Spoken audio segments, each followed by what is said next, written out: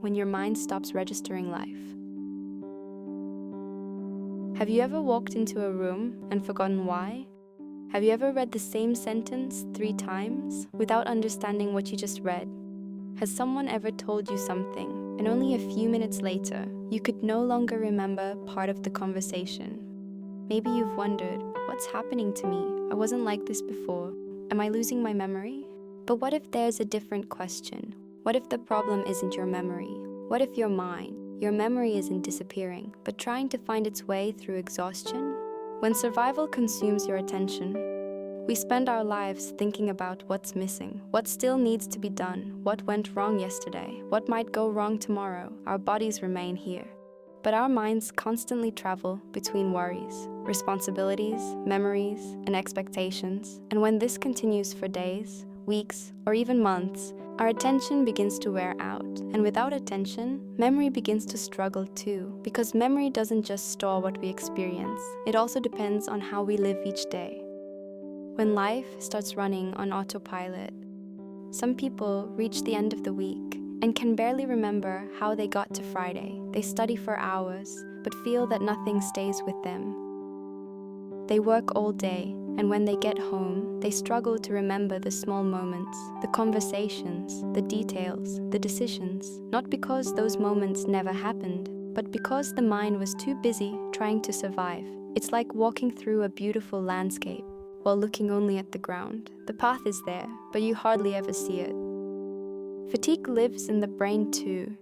The brain needs rest, it needs pauses, it needs sleep, it needs moments when it doesn't have to solve one problem after another. When stress lasts for a long time, the brain spends much of its energy simply trying to cope with that burden, and then focusing becomes harder, learning becomes harder, remembering becomes harder. Sometimes the problem isn't that your memory is failing, it's that your mind has spent too long trying to hold on to memories, words left unsaid, moments that still hurt, worries, ideas, decisions, expectations, fears, even dreams that have not yet come true, and the stories you once told yourself just to keep moving forward. Maybe it was never too much for your memory, but eventually it becomes too much for a mind that has never truly had the chance to rest. Recovering attention means recovering memories. The good news is that in many cases, memory improves when the mind is no longer living in a constant state of alert, sleeping better, breathing calmly, doing one task at a time, walking without looking at your phone, allowing yourself small moments of silence.